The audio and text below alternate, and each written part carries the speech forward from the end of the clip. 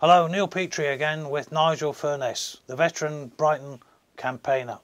Now, his career spans 6 decades, and today we're going to be going on from the last interview where we spoke about the CPB-ML, the Communist Party of Britain, a Marxist-Leninist. So today we'll move on from that into Nigel's experiences when he turned away from communism and towards conservatism. So, Nigel, welcome. Thank you, Neil. Right. If we can start then, we finished off last time with your issues that you had with the CPB-ML. Yes. And then you're turning away from communism towards the conservative movement eventually. But can you just explain what happened that started that process? Well, the process started with me feeling, quite frankly, a fish out of water, deeply depressed because I'd been a very committed communist, and to my way of thinking, I'd done absolutely nothing wrong and everything right. And that, well, needless to say, I believe I said last time, that was a quite shocking experience. And I mean, I never foresaw myself ending up as a conservative. But I happened to be in my mum's house, and on came the news, and there was Margaret Thatcher. Previously I hadn't paid much attention to her. The milk snatcher was what she was known as. And Margaret Thatcher, there was this rumour that she would put herself forward for the Conservative Party leadership. And it was that... Had I not gone into that house that time, that was on the telly, then this may never have happened. Because I just came in and there she was saying, the government of which I was a part made mistakes, and big mistakes at that.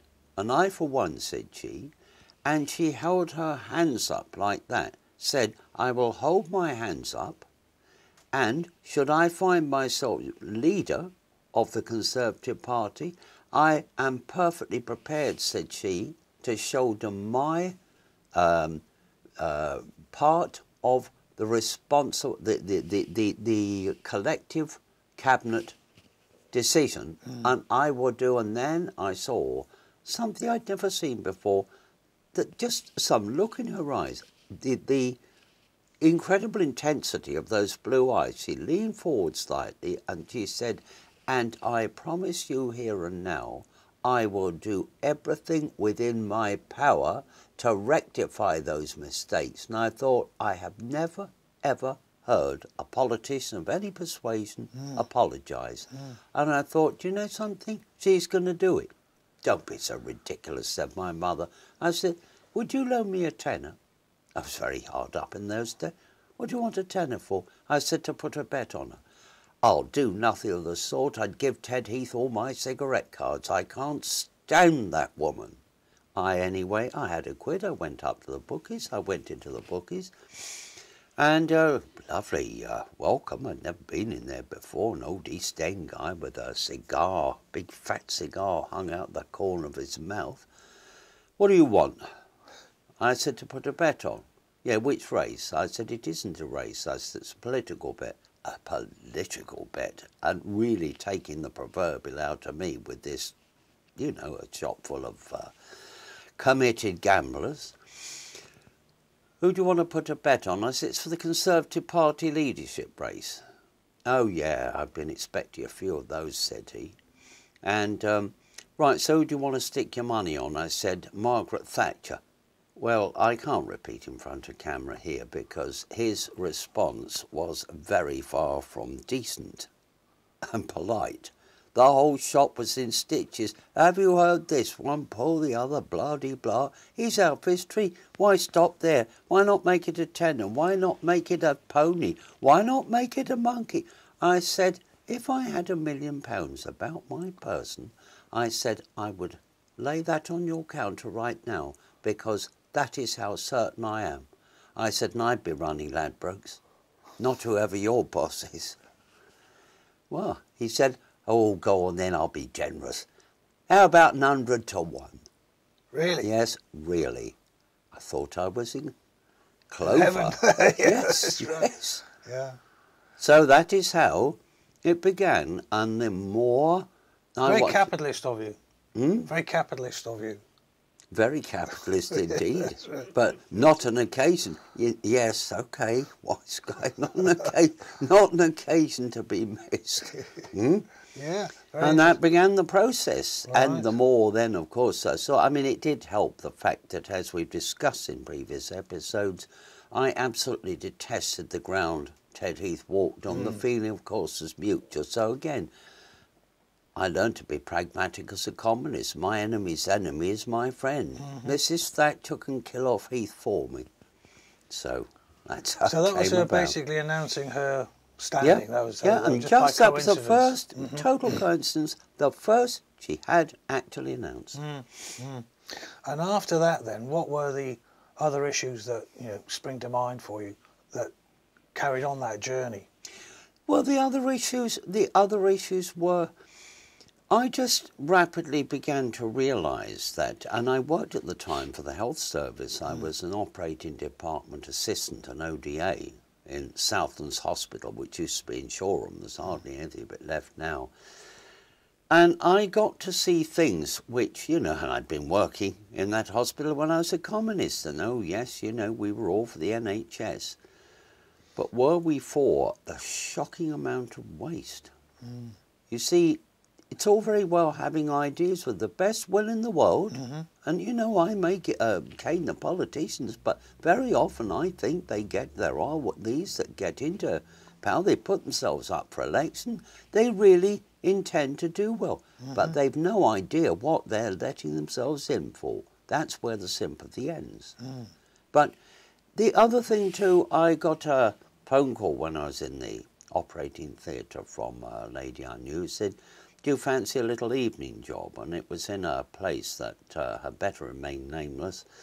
It was a rather low-class hotel, and we all became convinced that was the hotel that John Cleese and Connie Booth stayed in, because 40 Towers came out just a few weeks after, and I was doing the night manager's job. And, well, this hotel, let's put it this way, it couldn't have been in Torquay. But that's another matter. That is another matter. I learned out of that too. I thought, gosh, well, I could do this. I'm managing this hotel for Mr. Smith. I can mention his name now because he's dead. We became great friends.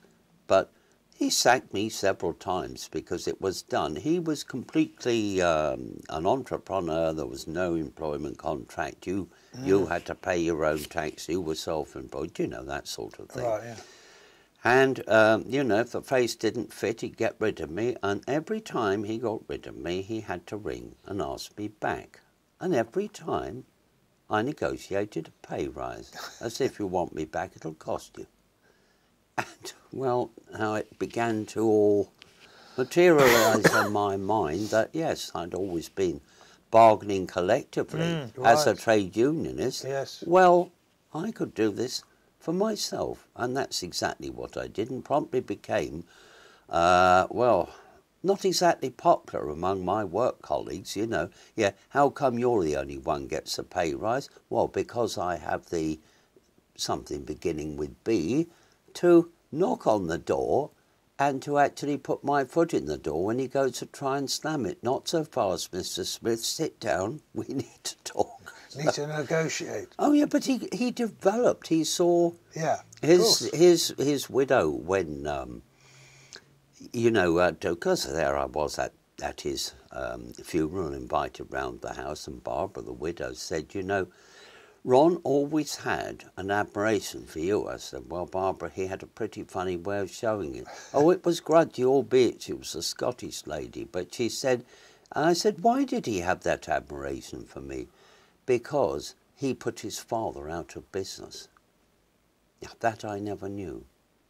His father apparently had been, Barbara said, an absolute swine to him, wouldn't give him credit, and he was a very highly intelligent man, former military policeman, I might add, and a boxer in the army too. Right. Really enormous, big bloke. But I had him eating out the palm of my hands. I was 25, I think he was 56 at that time, and nobody could understand, and I couldn't understand. I thought, how am I getting away with this? And the fact of the matter is, too, I found improvements to the way that reception was run. Right. And he'd get rid of me. He'd just throw brainstorms. It was really, well, I'm not going to be rude, but he did have, I think, military issues, and right, out. And that was that.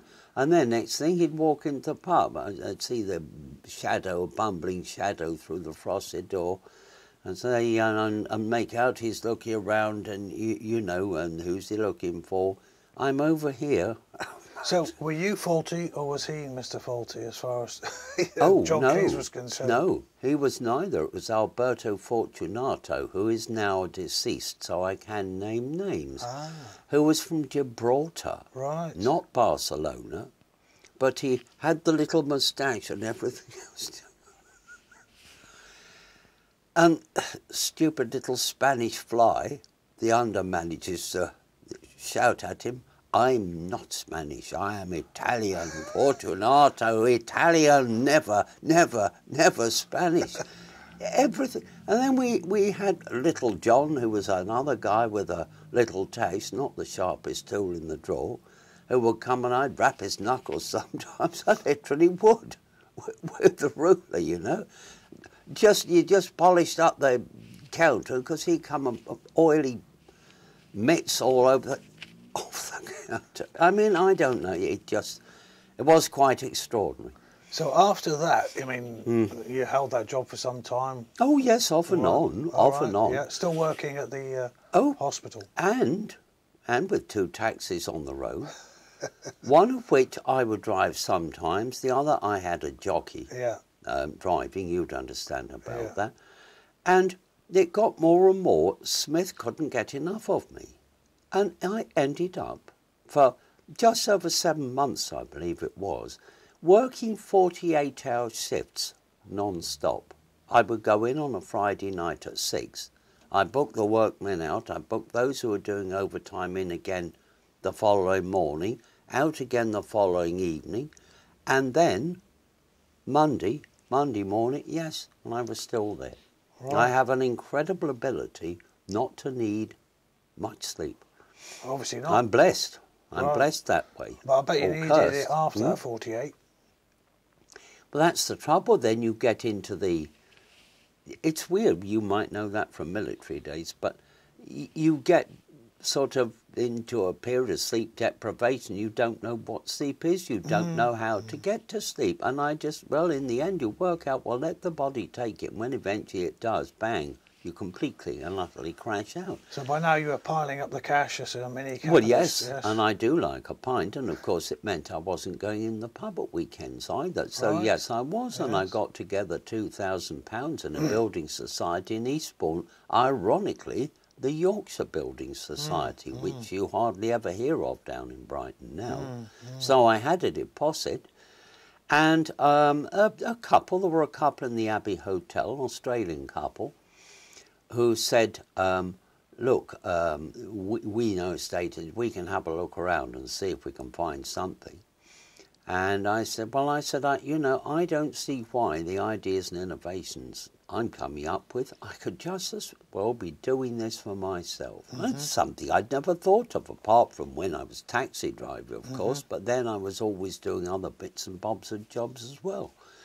So what happened was, found a house, a 6-storey house at the front, 7 stories at the back, 22 rooms, about 3 streets away from the particular hotel and down the hill, and £12,500 was what Harry Jolfs, I can name names now because they're largely deceased. Lovely man, he'd had the house for years, who rented out just as 5 flats. There'd been 6. The basement was subject to a closing order. The ground floor was free, the first floor was free, the second floor was free. one part of the third floor was free, and then there were protected tenants on the rest of the third floor, one lot of them, and one old boy up at the top. And he wanted 12,500. What year was this? This was 75, 76? No, later. That was right. that was in 77 actually, 77, because right. it took me 10 months.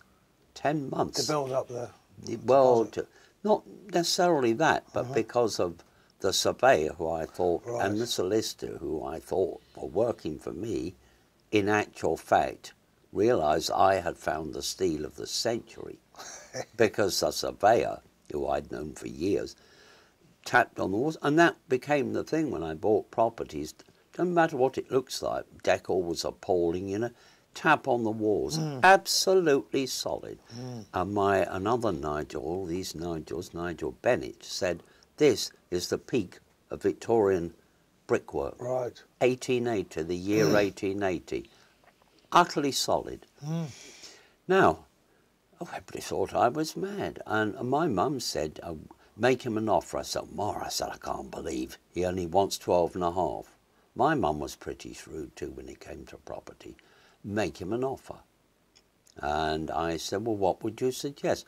11,750. So I said, you know, would you accept? I want it. I said, be no doubt about that, Harry. I said, but I said, you know, I said, would you accept an offer? I'll go no lower than 11,750. Done. Right? I said, done, yeah. I said, now, I said, I have the deposit. I said, but, I said, that's the problem. I said, it's negotiating the rest. Right, said he. Well, he said, I know of some people, and they're the ones who've, William Pryor, the estate agent, who does have people, elderly people, that leave money with him to invest. And he said, you've utterly convinced me, you know, because I told him what my plans were. And I remember he was like a child with a new toy. What, you can get that much? You can. I said, yes, I can. I said, I've every confidence that I can do this. He said, I'm prepared to back you, but I can't back you with the whole amount. And he said, but if you care to give Peter Pryor a ring, Peter Pryor knows of two elderly sisters who have left a sum of money with him. Right, it didn't take long at all. 5,500 was what they were prepared to loan. And it's of a very course, informal process. I mean, you think of today. That's the way I've always done business. Now today, you see, you know, I'm so glad you raised that, because in my humble opinion, this is what's crippling enterprise in this country. All the layers of bureaucracy, and you've got to jump through hoops. Just do this. One of the reasons I so love Donald Trump. This is the way I do business. Take it or leave it. And that poker face has worked for him. Well, you certainly left the communists behind you fairly rapidly then. It became a very rapid process, and that wasn't all. You know, it's like anything else. If your eyes have been opened and you think, how could I have been so stupid? How could I have been so gullible? I think there's an enormous well of people in this country today, of all ages, but particularly older people, who, when the veil does finally lift, as lift it will, are going to think, how could I have been so bloody stupid for all these years? How could I not have seen? I'll tell you why. Because that generation, the generation I am, and yourself, you're younger than me, were brought up to believe, yes, how sad, that we were being told the truth. We trusted them. We trusted them. And they controlled the media. And what did they do? And exactly, you know, and it's divide and rule, all the other good stuff. Got it. Exactly. So when you started in business, is that when you started looking at things more politically again, because you were political? So when did you flip, as it were, and start thinking the other way? I can tell you, I mean, since Margaret Thatcher, I knew she would, and she did. She won the thing. At first, she was awful. I'm sure her spirit will forgive me, but at first she really didn't have a clue. But the image makers, and I normally hate image makers, I like people to be themselves, but they sort of improved her look, her hair, her clothes. And her voice used to be, people maybe don't remember that, a lot shriller than what it was. But they sort of lowered the voice down and made her talk a little bit slower. And made her, too, emphasise, which I'd only seen that one shot of that when she leaned forward. I promise you all here and now, and those blue eyes, oh, she's got it. I just knew it. So you got your £100? Oh, I got my £100. Very good. Oh, excellent. Oh, yeah. And when I went up into the thing, I couldn't wait. And very cruel of me, I couldn't resist going round to my mum's rest home, and in the staff room, they're all sat there, door, an Irish household, permanently on the catch. They hadn't seen me walk in and stand behind Ma and the old Peg, sat on the end of the couch, and waiting with bated breath. You know, Ted Heath was already out, so they hoped for Willie Whitelaw. He was still left in it. And all of a sudden, the two heads suddenly flew round.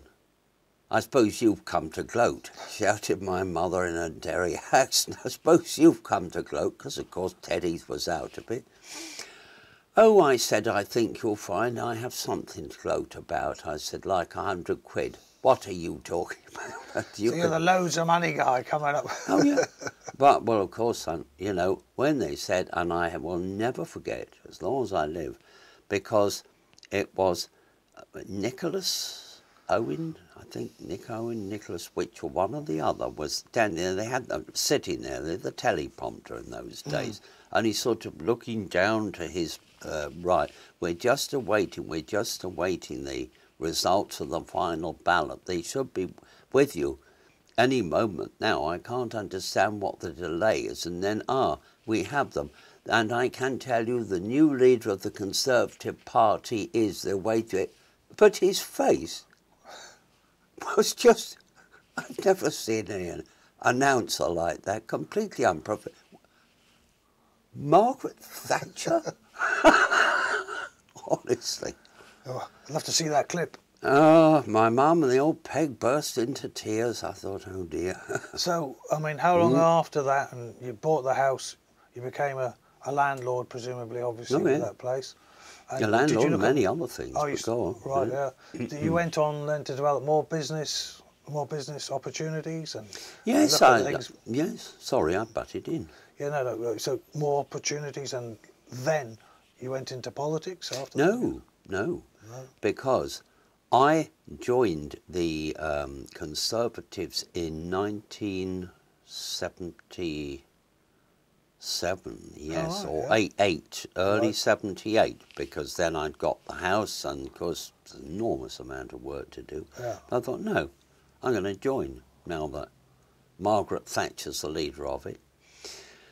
1979 was when I then decided to become more actively involved. Obviously, after she'd won the election, but it wasn't just because she'd won the election. It was what happened directly after that win.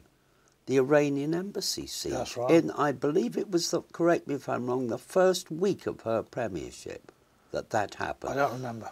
The Ayatollah had just taken over. The Ayatollah Khomeini had taken over in Iran. And then those Iranian rebels seized the embassy in London. What did Maggie do? She dispatched the SAS, and they just swung down on their ropes and smashed through the windows, and, well, the rest is history. And I said, gee, there you are. I can remember saying to her, my mother and so many other people, I told you that is the only man among them. Right, I'm going to get actively involved, and the rest is history. So when did you develop a closer relationship with people in the party then? How did that begin?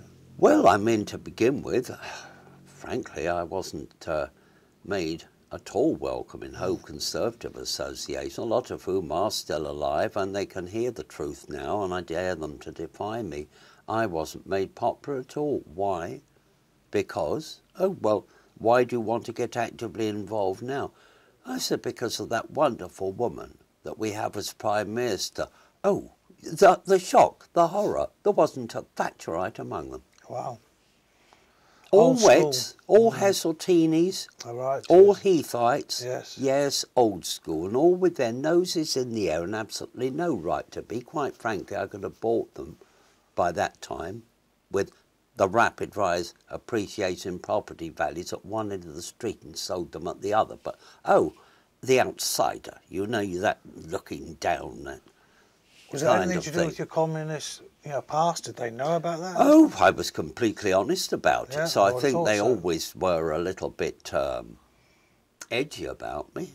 But I mean, they had a way of dealing with people like me, you see, in those days, and they kept saying, "Well, I'm afraid you're a bit too like Alan Clark."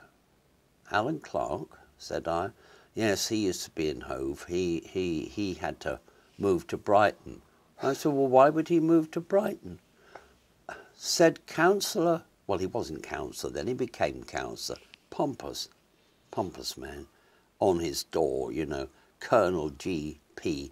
Exley, agent. And he thought he was it. He was only ever a colonel in the Army Pay Corps. I'm sure you've met, you know the likes of people like, he's dead anyway, so he can't sue. Anyway, well, there you go. No, I believe in speaking the truth, sue and be damned, because I can prove everything I say. That's just it. But he said, much too political. I said, too political? For Hove Conservative Association? I said, Gary, I said, would you care to explain, please?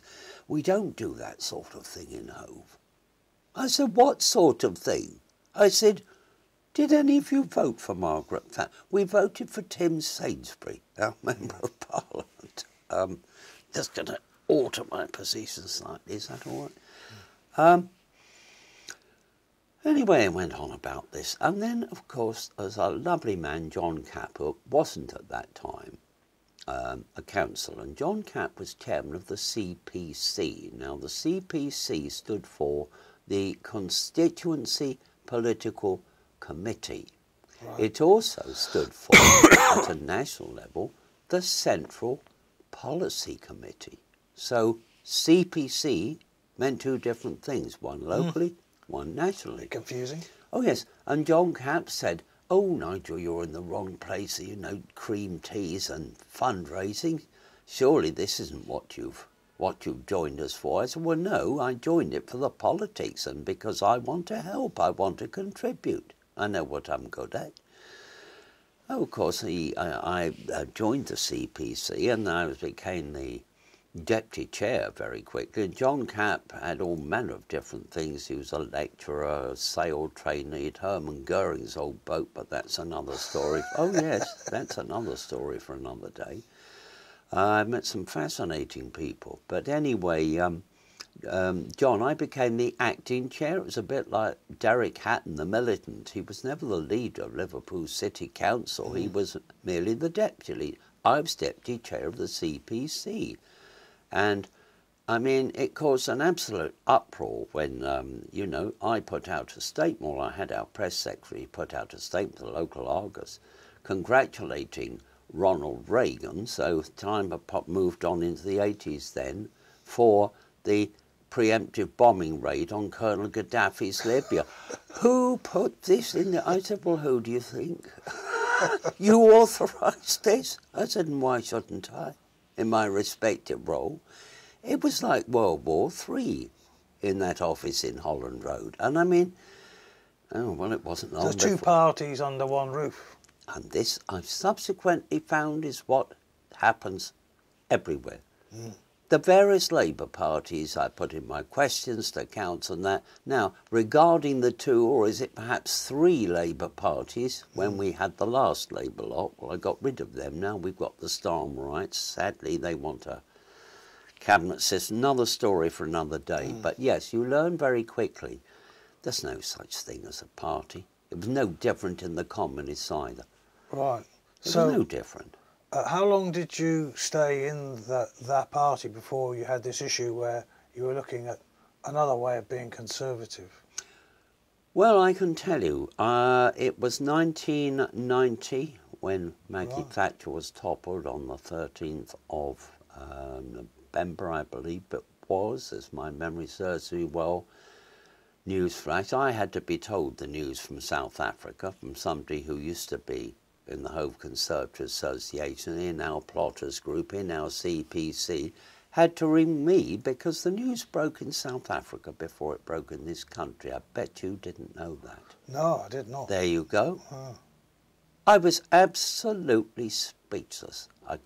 I just could not envisage them being able to. I didn't think there's any way they'd win. I subsequently found out, perhaps you know already who it was, because Maggie gave many interviews. I shouldn't call her Maggie, she didn't like that. It was Mrs. Thatcher.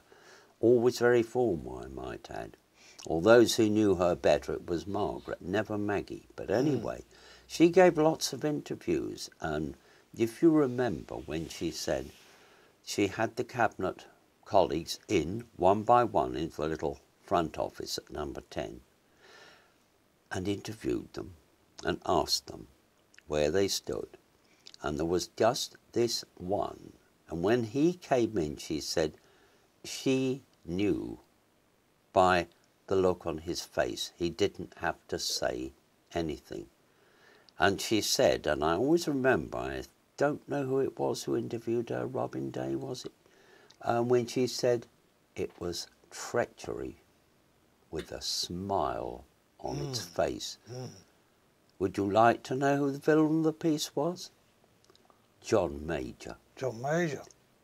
How delighted, therefore, the story that comes later about how I dealt with and dispatched John Major. Interesting. He's with Carlisle Group now, I think, isn't he? Yeah. He's very, yes, in well with paid, the, well paid. the machinery, very well looked after. Aren't they all, though? Yeah.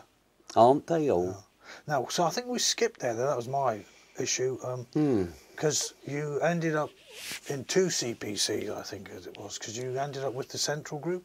I ended up in 2 CPCs. I ended up in 3 Conservative associations and on the Executive Council of all 3, and in the CPC of all 3. That was Hove, Brighton Pavilion and Brighton Kemp Town. Then I went from there to South East Area CPC, and we would meet in all sorts of places. Leatherhead in Surrey, what do you call that little place? Not Peasmarsh, the one, there's a brewery, famous brewer. Well, anyway, it'll come to me in a moment. Yeah. Over there, we met in all manner of different places all around the southeast. Was this the policy group now, or was this just still the...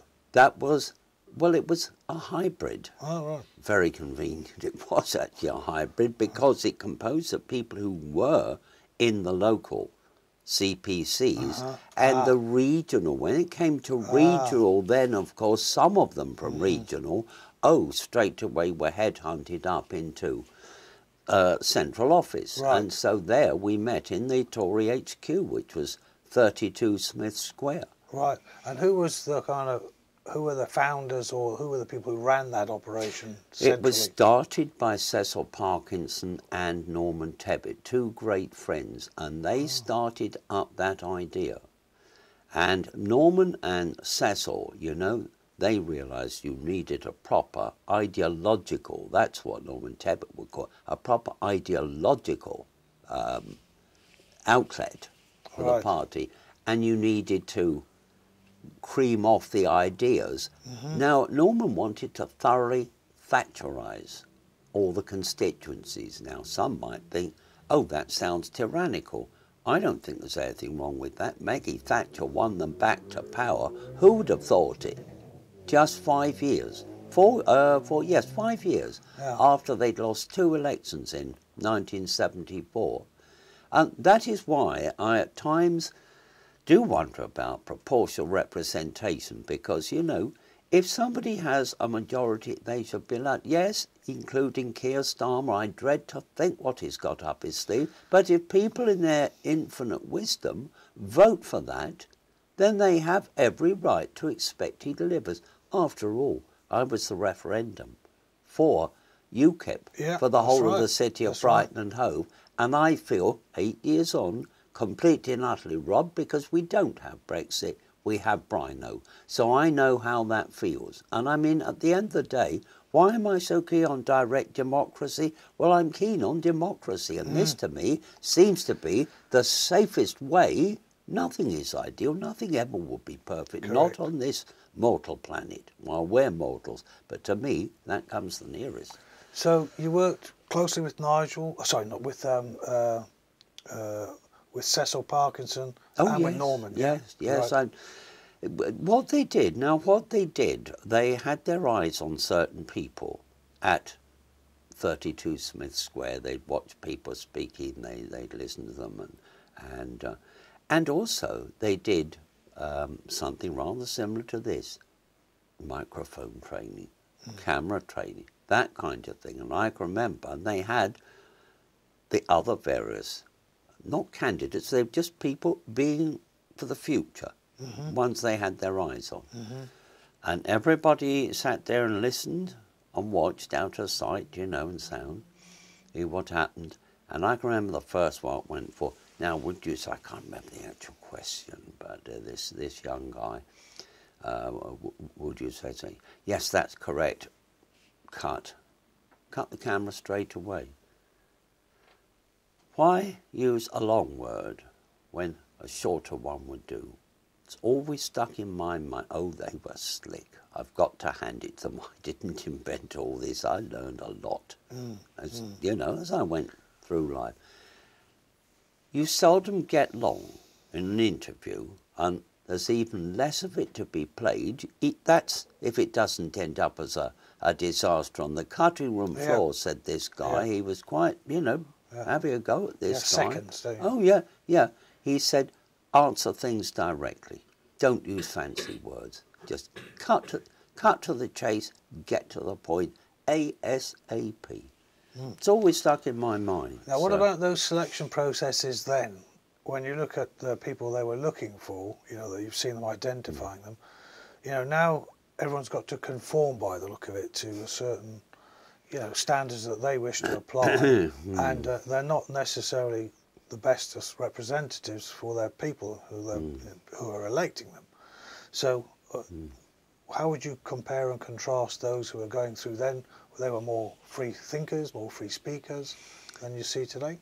I would say the clear distinction is that they wanted people in those days who could deal. All important was how you came across to the press, to the media. They were that had all come in then, don't forget. That was, and really and truly, it was the Thatcher regime that brought all this. You didn't have all this slick, if you think back, all this slick media thing with Harold Wilson, Jim Callahan, all that started with that. Now, the thing is, yes, they wanted people who were completely on side, free-thinking people, but on side, on board with the party line. As I found out later on that, and I've developed, yes, you know what's coming, I've developed a theory about this, which I'll enlighten you in a moment. I found out later on when this man, very, very small man, I honestly, I thought, well, where's that come from? And he was such a tiny man, I looked, oh, good grief, I nearly stepped on him. I'm not being rude, a little midget of a bloke in a grey suit, and a word in your shell like, sir, and I leaned down, and he said, it must have, you know, it must have occurred to you by now that you've caught a certain person's eye. Well, a certain person, sometimes I would suddenly notice, did I see a movement up? They had a big gallery, like it's like a Baptist chapel, 32 Smith Square looked like. Who's that up there, peeking? Yes, those blue eyes. Oh yes, Mrs. T did her homework diligently. I said, well, I had an idea that might be the case, and yes, said he said, if you'd be happy with it, said he, we're looking for the first available by-election. I said, I'm not happy with that, I'm sorry. I said, don't you want to be an MP? You could have an absolutely glittering future in Westminster. I said, I have no doubt I could, but I said, I seek only to represent the area where I come from and the people in it. I said, I'm completely opposed to being parachuted in, and I said that back then. That's way back in the 80s. To be parachuted in somewhere else. I said, well, I know nothing about the place and I know nobody. I said, why would I want to do that? A further word in your shell, like, sir, you're going to have to learn how to crawl. Oh, wrong thing. I said, I have never crawled to anyone in my life, and furthermore, I don't intend to start now. I said, good day to you. It was me that walked out of central office, not ordered out of it. Right. Won't you think again? I had people saying to me, now it won't be fair to name some very well-known household names. Do you honestly think Margaret and I got where we did by completely revealing our whole modus operandi? So we first had to get the power, I was told. I said, no, I'm sorry, I won't, because I'm not going to be parachuted in somewhere else. I said, I do, however, have a better idea, and I'm afraid I'm not going to name this person because they're still alive. So you think that the majority of the MPs even then were just towing the party line because they might not have been selected for their own home patch and were parachuted in? I mean, what was the proportion, do you think, that, or have you any idea? In? Yeah, of those who would refuse it? I mean, I have no idea whatever, because you see, I mean, that was it. I just walked out. Mm. Yes, you could say I spat my dummy up, but no, I'm not. Of course I wanted to be an MP, and at the risk of sounding horrendously arrogant, I knew I could do well. I had been very influential in giving them ideas for legislation, and I've been honest enough to say about that publicly, don't all shoot me at once, but, well, yes, true, I can't deny it. But the fact is, I don't know, but what annoyed me, because I had a better solution, whom I said to the person I told you that rang me up, I said, I'm perfectly happy to stand for Hove. Yes, but Tim's already in there. There you are. Right. To which my response was, well, actually, I think you'll find he lives in Newbury in Berkshire, not Hove. Now that, and I thought, no, this stinks. No, people should come from the air. How on earth could anybody, whatever their view is immaterial, how on earth could anyone seek to represent an area they know nothing about? They know nobody. Normal, isn't it now? Yes, and that is why our country is in the deplorable situation it's in. You think back over the years, I had 3 hours I had the joy of spending with the late Wedgie Ben, Anthony Wedgwood Ben, or Tony Ben as he preferred to be called. Yes, would you believe, on BBC Radio Sussex, way back in around 1991 or 92, when the Labour Party conference came to town in Brighton. And another interview I had then the following year, it was Dennis Skinner, otherwise better known as the Beast of Bolsover. Yeah. I got on enormously well with those two men. Oh yes, we had our differences on policy. I remember Dennis saying, well, by gum, or something to that effect. He said, I never thought I'd be doffing cap to Tory. I said, Dennis, wash your mouth out with soap. I said, I'm not a Tory. I said, I'm a Conservative and an official Hove one. Sorry, said he, sorry. So who else did you meet? Because there were some famous characters you met, I think, when you're in central office, were there? You had dinner with... Every single one of them. Every single one of the cabinet, without exception. I had lunch arranged for me with Henry Kissinger. Mm. Yeah. So yes, I did know. Oh yes. All right. Oh yes, in a swanky hotel, and that was all paid for too. Mm-hmm. But during one meeting, that was a meeting of the Monday Club, regarded as a very right wing. I was a member of that. No surprise there. And I had to go up to I went up to Lotham, but on one occasion, our guest speaker was Ian Smith, a former Prime Minister of Rhodesia. Mm-hmm. And the guy who was the chair of it, who was from Hove, from my association, you know, Jim. Jim said, "Oh, Nigel, I'm getting very worried. I mean, there's no sign of Mr. Smith, and we're almost ready to begin. Look, would you go and have a look for him, please?" And I was looking everywhere. I thought, right, well, I better get another pint at the bar while I'm here. And I brushed against someone. "Oh, sorry," said I. "Oh, good Lord." And there next to me was Ian Smith, but he was so small, incredibly small man. He always looked mighty on the telly, but that's all this kind of technology can do. That I later learned. And what an absolute experience it was talking to Ian Smith.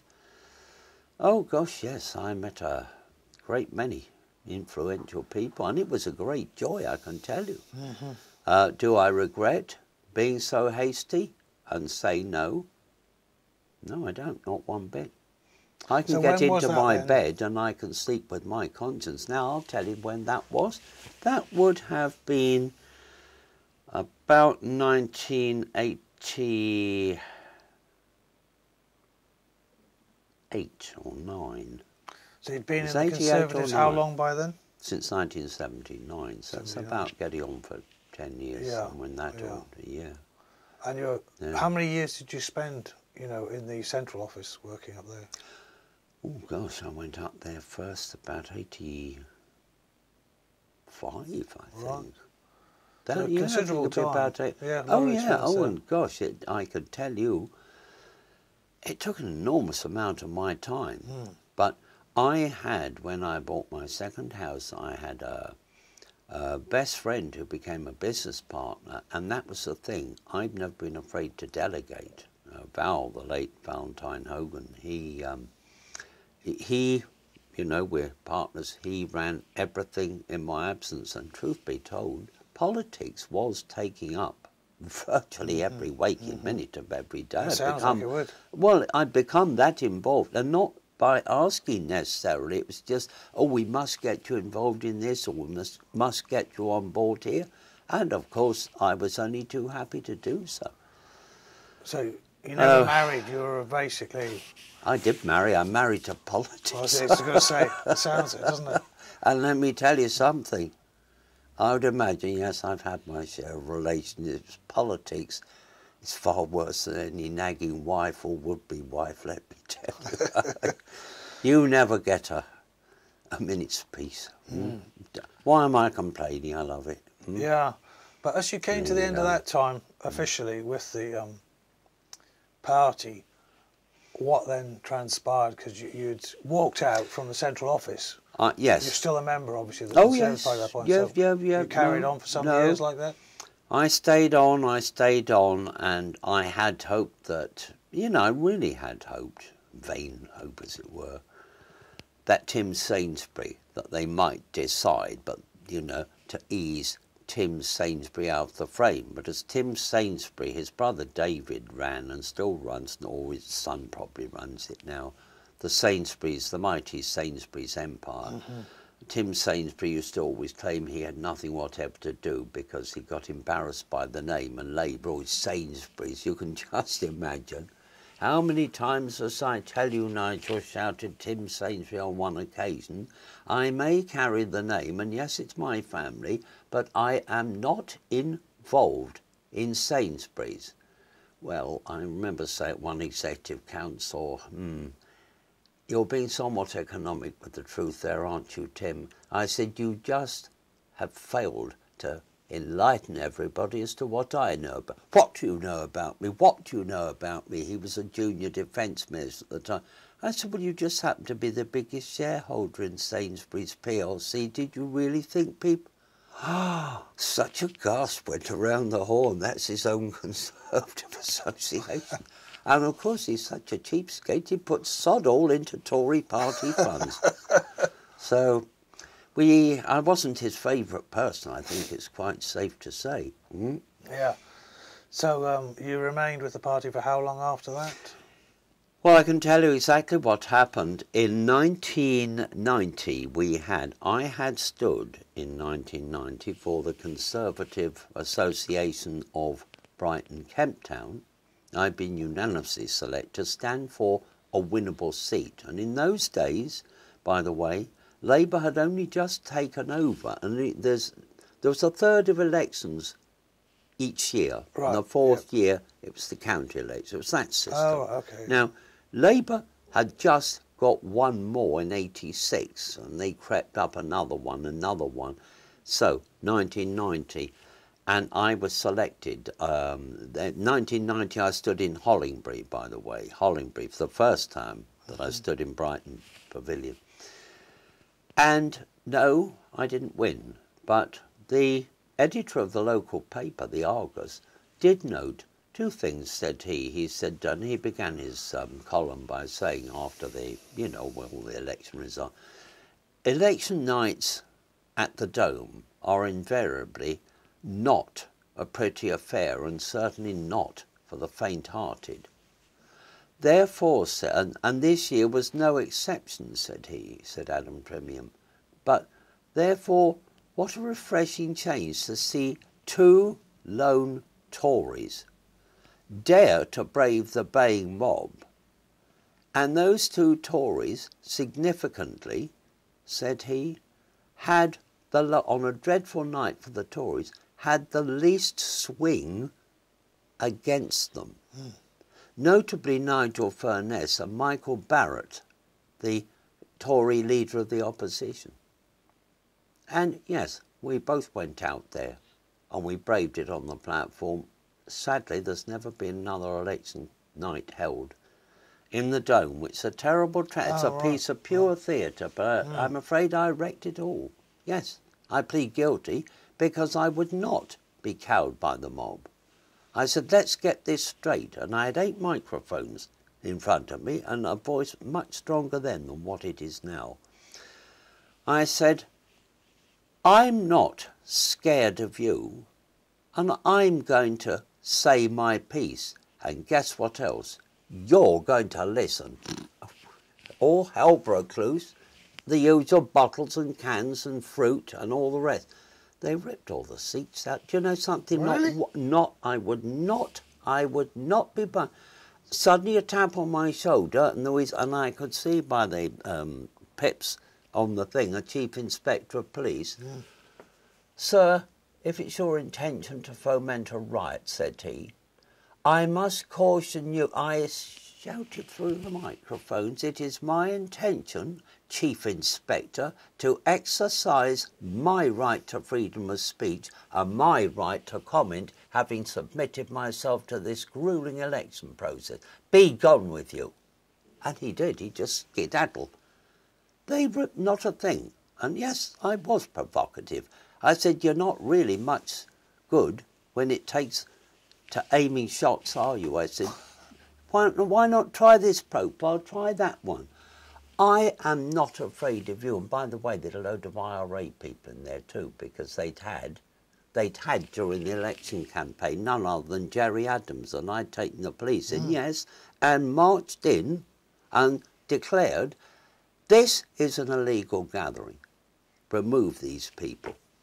That's in the days when police did do something about it. And something else, I said, I'm not afraid of the IRA. And they've never held, they wrecked the building, they wrecked that beautiful old building, but do I feel good? I feel awful because, you know, it was always something I used to love to go to. Never ever think I'd be stood up on the platform myself, or that would happen, but no, I'm not. The other side of me says, no, I did exactly what was right. I will not be intimidated. This isn't what my parents and their generation fought a war against the Nazis for.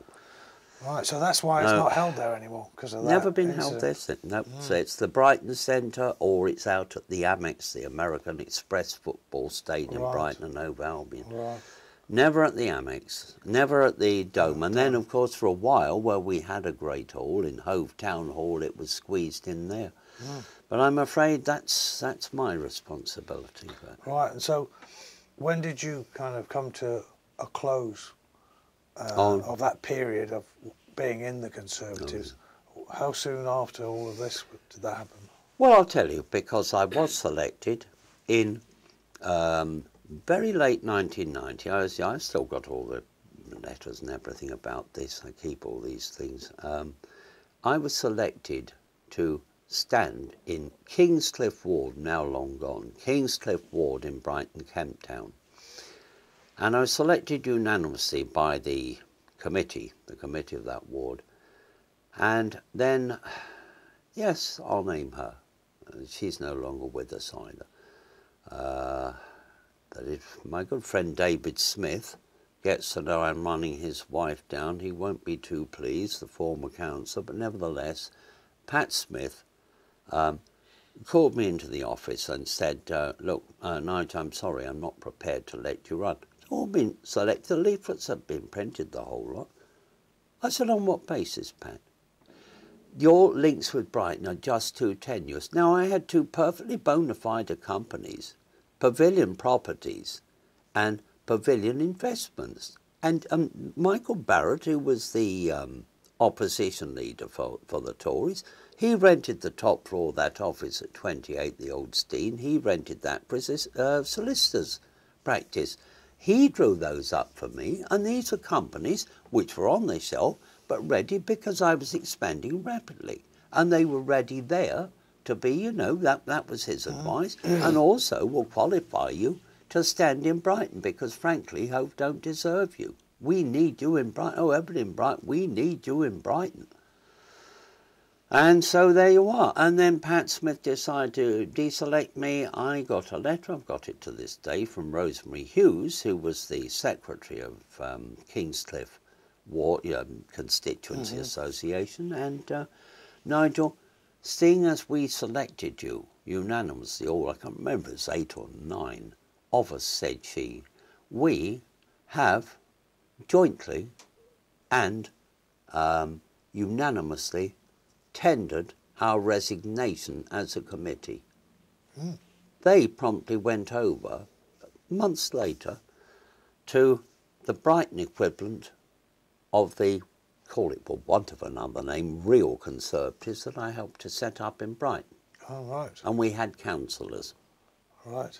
Yes. It's all quite convoluted, but what happened was myself and a number of colleagues in Hove Conservative Association, all of whom have been involved with, and this shadow committee you heard me refer earlier to, the Plotters Group. Well, the Plotters Group, do you know why we were plotters?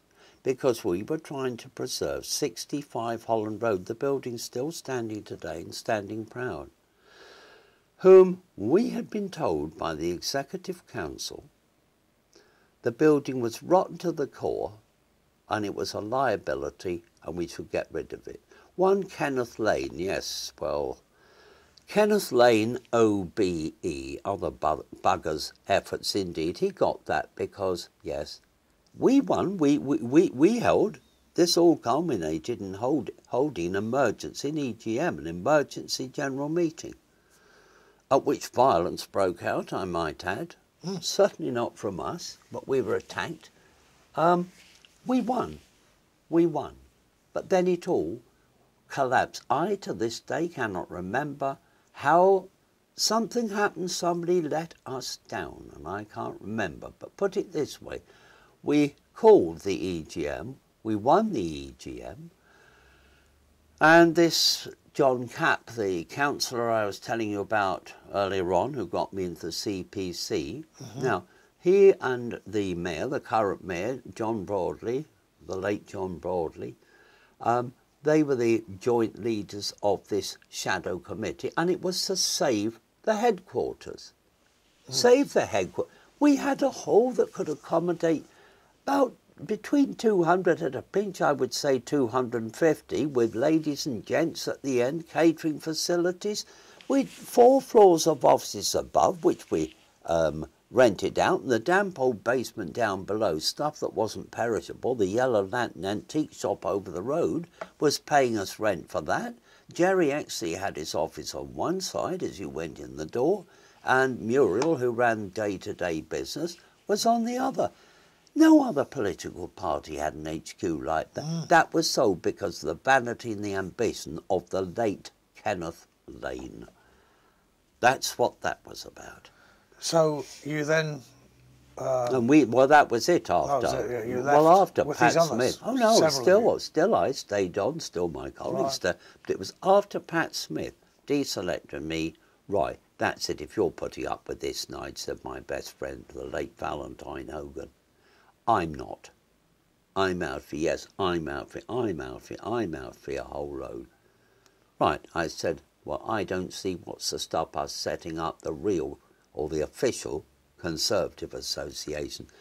Now, PPERA, the political parties' referendums and elections, or elections and referendums that Tony Blair set up in the year 2000, that was set up precisely because of the official Home Conservative Party, which became a proscribed organisation. Not that you would have been anywhere remotely aware of it in the media. Oh yes, that was the reason. Because on the night when I said, right, well that's it. Now, pragmatic tactics. It was quite plain to me, that's it. They politically, Europe, have used those little worms, those little maggots in the so-called Tory party to politically assassinate Maggie. You pay for that. Yes, there was vengeance and vindictiveness on my part. I said you might as well pack your bags now. In 1991, we set up the official Home Conservative Party. We declared the founding date to be. Nobody's ever tweeted yet anything about this, the hint of irony and perhaps a touch of humour about it. Mr. Furness, when was this new party formed? The 1st of April 1991, and nobody ever tweet the sheer irony of it. Well, I think, Nigel, at that point, will hold. Okay. Okay, because I think we've got enough for this particular period, and we've covered your time in the officials, as it were. The officials. And then, of course, you then move on to set up your own operation with these other folks. So I think we can cover that next time. Yes. So thank you all for watching and listening, and there's more to come, a lot more. Thank you very much indeed. Thanks, Nigel. Thank you, Neil. It's been an absolute pleasure. Thank you.